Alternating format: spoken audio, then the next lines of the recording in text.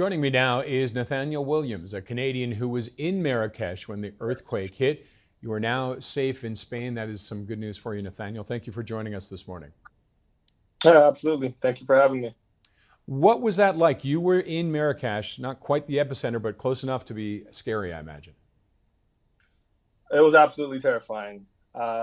We were in the middle of packing to head to Spain for the morning, and then out of nowhere, the ground just started to shake, it started to vibrate. And my partner and I looked at each other, and we were just in absolute shock. And then the ground just started to violently shake and move. If you were standing, there's no way you could have remained standing. The shock was just that intense.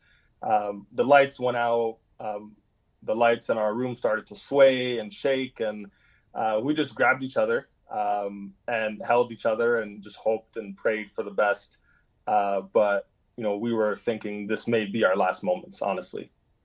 Did you try to get outside? Would you have been even able to with the way the building was shaking?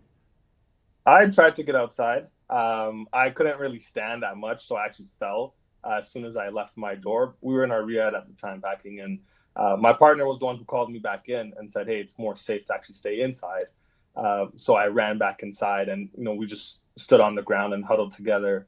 And then afterwards, we went outside, and other tourists from other countries came outside of their doors, and we just said, "What the heck is going on?" We were just all at a loss for words, and we knew that in the city itself, it would be much worse because there's a lot of people walking the streets, in restaurants, a lot of people on motorbikes. The streets are very close together, so we knew that it was going to be really bad.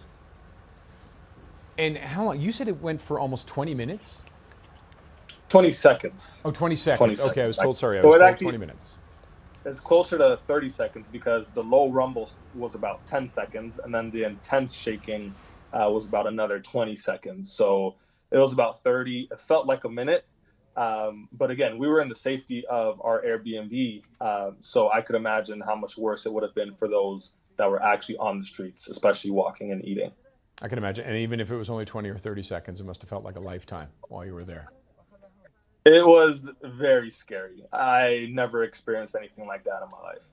Did you go out and take a walk around afterwards, or did you mostly stay where you were?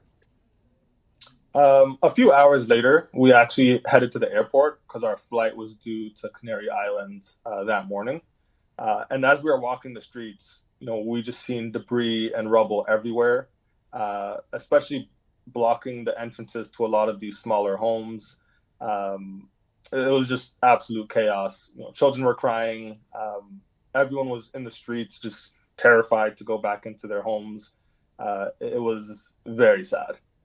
And just before this, the day before, you were in the Atlas Mountains, which was the epicenter. What's that region like? What must it be like for rescuers trying to get through there? Well, the region's absolutely beautiful. So I'll start by saying that. The people are amazing, very kind, very friendly.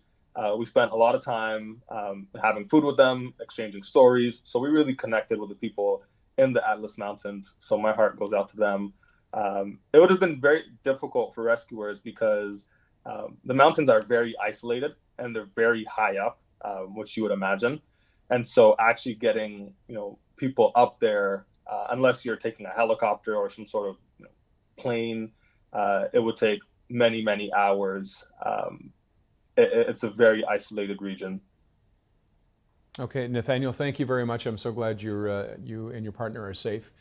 Take care, try and enjoy. You're going to have a lot to process over the next few days, but we appreciate you talking to us. Yeah, thank you again for your time.